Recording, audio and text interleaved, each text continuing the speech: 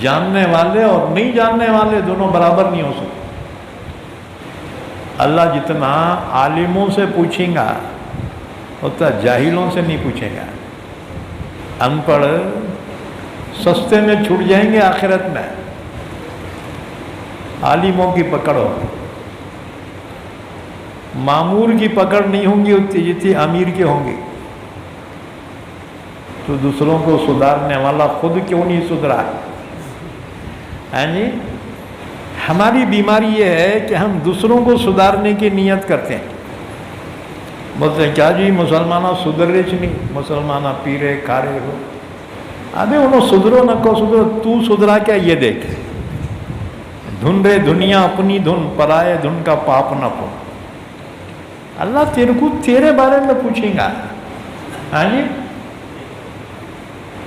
انہیں سب کو لے کے مر رہا، پہلے خود سدھر۔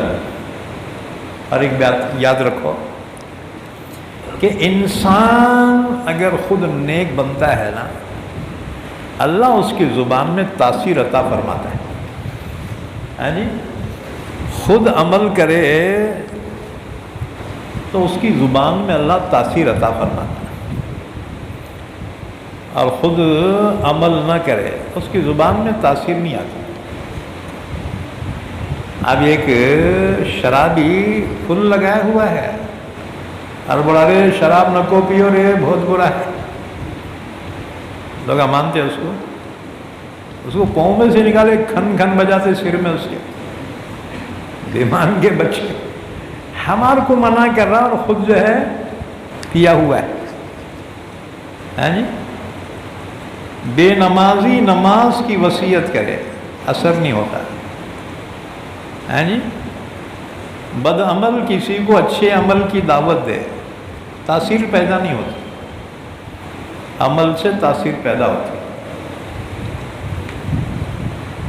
تو اسی وجہ سے کسی کو کچھ سمجھانا ہے نا، پہلے اپنے آپ کو دیکھنا چاہیے کہ کیا میں اس قابل ہو گیا ہوں کہ میں دوسروں کو سمجھا سکوں، کیا میں اس قابل ہو گیا ہوں دوسروں کو سدھار سکوں۔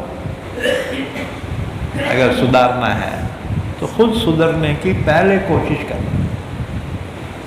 دیکھو دنیا میں عملی نمونہ جو ہوتا ہے نا، اس کی تاثیر زیادہ ہوتی ہے۔ گھنٹوں بیان کرو اتنی تاثیر نہیں ہوتی، لیکن خود پابند ہے، تقویٰ ہے، ایک دو جملے بھی لوگوں کے لیے ہدایت کے واسطے کافی ہو جاتے ہیں۔ دوسروں کو سمجھانے سے پہلے خود کا جائزہ لینا، کیا میں اس قابل ہوا ہوں کہ دوسروں کو سمجھاؤں، تو پھر اللہ اس کی زبان میں تاثیر عطا فرماتا ہے۔